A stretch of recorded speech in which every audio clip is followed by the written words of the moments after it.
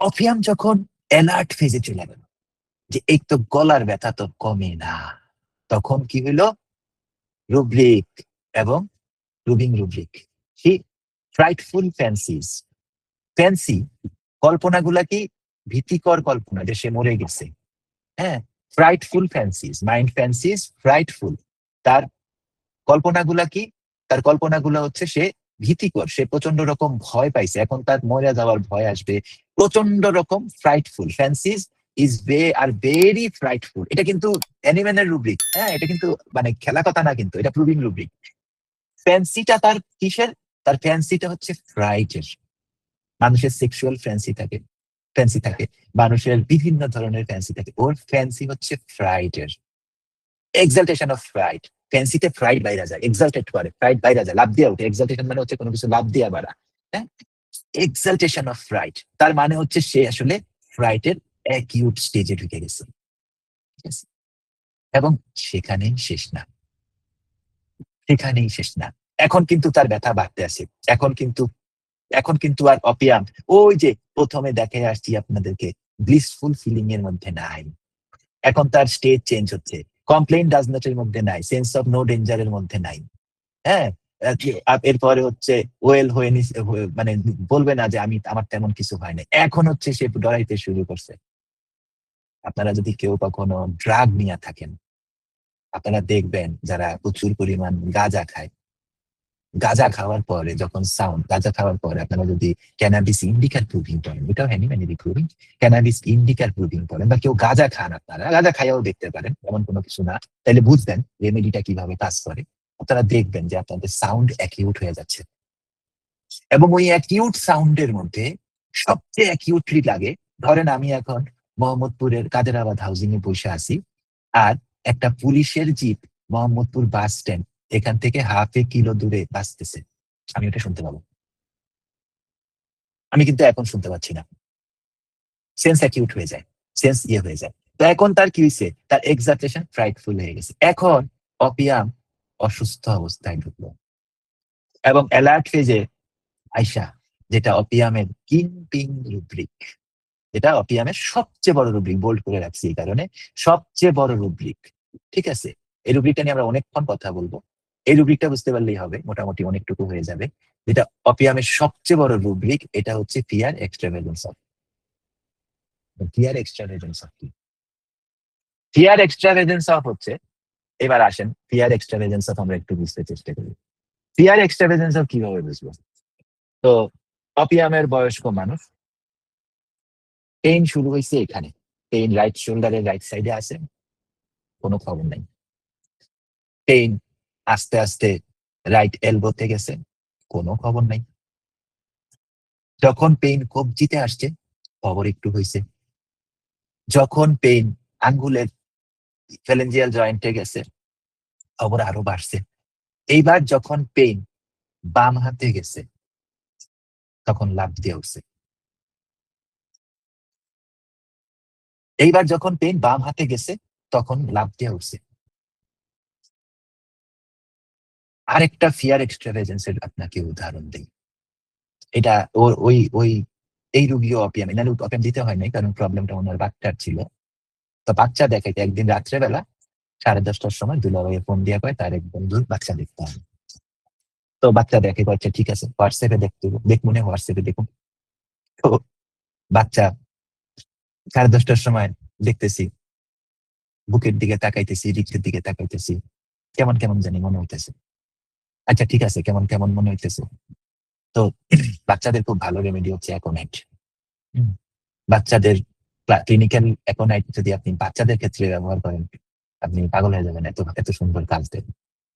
Aconite দেওয়া হয়েছে, সন্ধ্যার থেকে প্রবলেম শুরু হয়েছে, রাত্রে 10:30টার সময় আমি দেখছি অ্যাকোনাইট দেওয়া হয়েছে, নো রেসপন্স। 2টার সময় উনি আমাকে ফোন দিছে, আর আমি দেখি এটা ক্রুপ ক্রুপ লাগে, ওর শব্দ, ওর বুকের লিপস, গলার ইয়েটা ক্রুপ ক্রুপ লাগে। তো ক্রুপও মিলে না। ওমা, এবার 5:30টার সময় ঘুম থেকে উঠেছে, শুছিলাম, 5:30টার সময় ঘুম থেকে উঠেছে। উঠানোর পরে আমি দেখতেছি যে বাচ্চাটার একদম রাত্রেবেলা ক্যামেরাতে, মোবাইলের ক্যামেরাতে আমি দেখতেছি বাচ্চাটার সাইনোসিস লাগতেছে স্কিনটা। তা আমি ওনারে বলছি যে আপনি একটু হসপিটালে যান, কারণ এটা মোস্ট প্রবাবলি এটা, আমি ওনারে বলি না যেটা cyanosis, most probably it is the good. তুমি হসপিটালে গেছে পরের দিন আমার সকাল 11টা না 11:30টার সময় ফোন দিচ্ছে, ফোন দিয়ে বলতেছে যে ওর তো নিউমোনিয়া ধরা পড়ছে। তার মানে হচ্ছে ওর লাং কনসলিডেটেড হয়ে গেছে। এখন লোকটা কি করতেছে শুনেন, এটা হচ্ছে ফিয়ার অফ এক্সট্রাভ্যাগান্স। এই লোক কি মনে করছিল? এই লোক মনে করছিল আমার বাচ্চা ঠান্ডা লাগছে, বড় জোর একটু কাশি হয়েছে, বড় জোর একটু রুটি হয়েছে, এরকম মনে করছিল। কিন্তু এখন কি কি দেখতেছে? এখন দেখতেছে নিউমোনিয়া হয়েছে, যেটা, ভালো করে শুনেন, যেটা তার কল্পনারও বাইরে। সে কল্পনাই করতে পারে নাই, যেটা তার কল্পনারও বাইরে। তার কল্পনাই ছিল না যে বাচ্চাটা তার কাছে মনে হয়েছে ঠান্ডা লাগছে, সেই বাচ্চাটা নিউমোনিয়া হয়ে গেছে। Fear of extravagance. আরেকটা উদাহরণ দিই, আরো দুইটা উদাহরণ দিই, ফিয়ার অফ এক্সট্রাভ্যাগেন্স না বুঝলে আপনি অপিয়াম বুঝতে পারবেন না। আরো একটা উদাহরণ দিই ফিয়ার অফ এক্সট্রাভ্যাগেন্স। একজন আসছে, এখনই দেখে ফেলতে চায়, কি হয়েছে ভাই কোন তো? কয় যে স্যার লিপিড লিপিড কত? Lipid sir 800। লিপিড 800। লিপিড 800 হলে তো ভেরি সিম্পল কথা যে আপনার হার্ট ব্লক হয়ে যাবে। লিপিড কারো যদি 800 থাকে, ভেরি সিম্পল যে ওর হার্ট ব্লক হয়ে যাবে।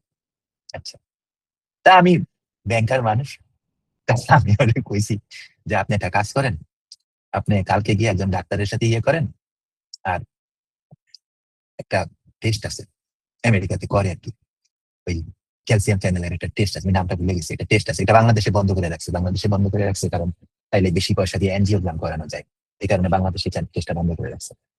ইয়েই বন্ধ করে রাখছে, health service, department of health service বন্ধ করে রাখছে। টেস্টটার নাম ভুলে গেছি আমি। তো ওইটা আমরা ওইখানে করাই। তো ওই ক্যালসিয়াম চ্যানেলের টেস্টটা করাইলে বোঝা যায় যে হার্টে কি পরিমাণ ব্লক আছে। তো ওইটা করাইছে, করানোর পরে ওইটা রিপোর্ট তো 3 ঘন্টায় দেয়। হ্যাঁ, এই মানে বাইরের দেশে ক্রিটিক্যাল যে রিপোর্ট গুলা, যেগুলা মানুষের জীবন, যেমন ট্রপাইনিন কিন্তু আমেরিকাতে বা ব্রিটেনে, ট্রপাইনিন মানে হার্ট অ্যাটাক হয়েছে কিনা এই ধরনের যে সমস্ত রিপোর্ট, এলপিএ 1, এলপিএ 1 না এলপিএ, এই সমস্ত রিপোর্ট কিন্তু 20 মিনিট, 25 মিনিট, 30 মিনিটে দিতে হয়। তো ওরে রিপোর্ট 3 ঘন্টার মধ্যে রিপোর্ট দিচ্ছে। আবার যেহেতু সে এই টেস্ট করতে গেছে ইয়ারে এমার্জেন্সি রুমে, তারে বসায় রাখছে যে তুমি বসো, তোমার টেস্টের রিপোর্ট দিকে তোমার সাকসেস দিবে। এখন ওরে যখন টেস্টের রিপোর্ট অনেক হাই, তার ব্লক আছে, এখন ওরে কইতেছে যে তুমি এটা কাজ করো, তুমি এনজিও প্লাস্টির জন্য শুয়ে পড়ো, তোমার লিঙ্কটা পরে দিই। এইভাবে ব্লক নিয়ে তুমি এত বড়, মানে ধরেন যেই ভ্যালুটা আছে ওটার 20 গুণ আছে, তার মানে হচ্ছে তার অনেকগুলা ব্লক আছে অথবা সিভিয়ার ব্লক আছে। তো এই ভ্যালু নিয়ে তোমাকে বাইরে যাইতে দেওয়া ঠিক হবে না। এখন সে ওই হাসপাতাল থেকে আমার করছে, হ্যাঁ কইরা কাইন্দা দিছে, কারণ সে মনে করছে তার লিভারের মধ্যে হালকা চর্বি জমছে, সেখান থেকে যে হার্ট ব্লক হয়েছে, এবং হার্ট ব্লকের গোল্ড স্ট্যান্ডার্ড টেস্টে ওই ইয়াটা যে 20 গুণ বেশি আসছে, এটা সে ভাবে নাই। এটাই ফিয়ার অফ এস্টিমেট। এবার আপনাদেরকে খুব আরেকটা উদাহরণ দেয়, এটা আপনাদের খুব পছন্দ হবে। এটা হচ্ছে অনেক রুগী আসে না, আমার কাছে আসে, এটা কয় আপনার ভিজিট 2000 টাকা। আমি কি, হ্যাঁ আমার ভিজিট 2000 টাকা। তো বলে যে মবিন খানকে চিনতেন? হ্যাঁ চিনতাম, তো মারা গেছে। মবিন খানের ভিজিট কত ছিল? আমি মবিন খানের ভিজিট কত ছিল আমি জানি না, আমি আমি ওনার মানে একবার দেখছি 95 সালে, এরপরে আর কখনো দেখিনি। কত মবিন খানের ভিজিট ছিল শেষ পর্যন্ত 800 টাকা। আচ্ছা, তারপরে ইয়ারে চিনেন, কি জানি, মিজানুর রহমান সাহেবের চিনেন নাকি? মিজানুর রহমান সাহেব আমি চিনি, তখন হলো। আচ্ছা, তো ওনার ভিজিট কত? ওনার ভিজিট 1500 টাকা। আচ্ছা, কিভাবে একটা হোমিওপ্যাথ ডাক্তারের ভিজিট এত বেশি হয়?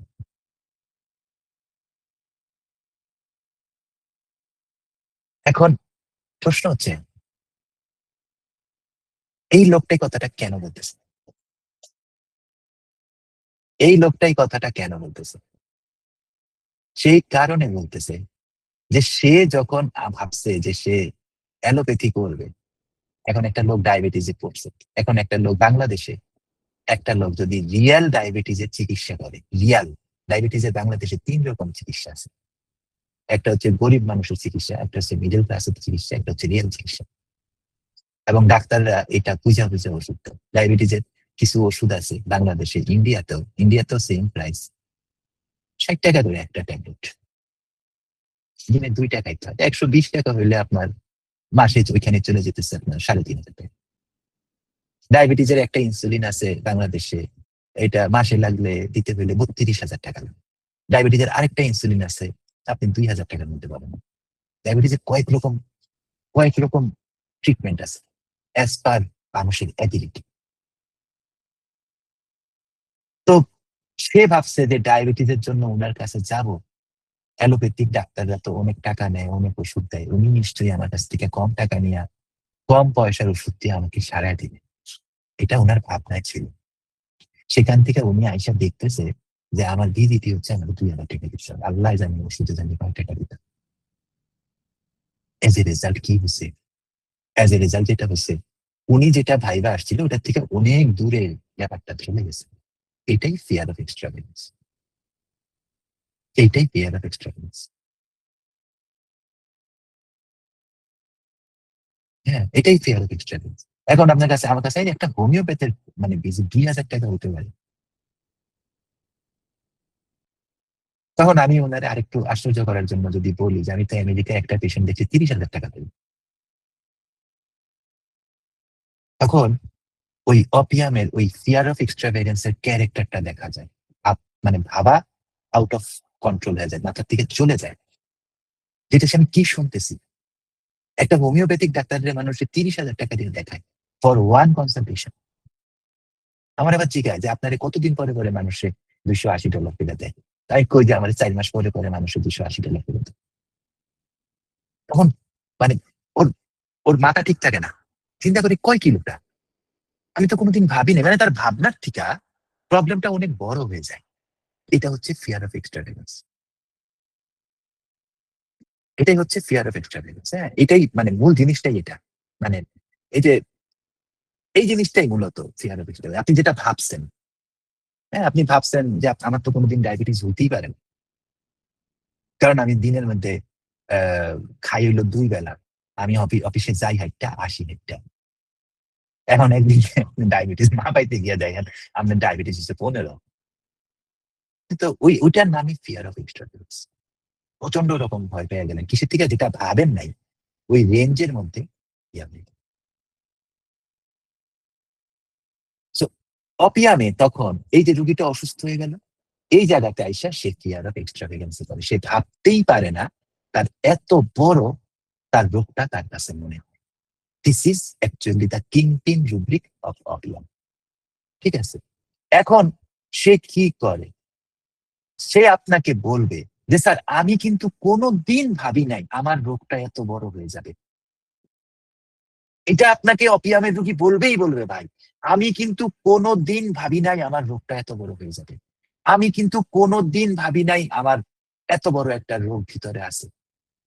কারণ ওই যে blissful state এ থাকে, ওই যে blissful state এ থাকে কখনোই ভাবে না। এমন অনেক রোগী আমরা পাই স্ট্রোক এর পরে আইসা আমাদেরকে বলে যে, আমি কিভাবে স্ট্রোক করলাম? আমি কিভাবে স্ট্রোক করলাম?" মানুষ কিন্তু ট্যাবু নিয়ে বসে থাকে যে, "আরে দূর আমি তো খাই না। আমি তো গরুর মাংস খাই না। আমি তো চিকেন খাই না। আমি তো মিষ্টি খাই না। আমি তো সিগারেট খাই না। আমার কিভাবে ক্যান্সার হলো? আমি তো কখনো সিগারেটই খাই নাই। আমার তো লিভারে কোনদিন কোন সমস্যাই ছিল না। আমার কিভাবে লিভার ক্যান্সার হইল?" Fear of এক্সট্রাভেগেন্স।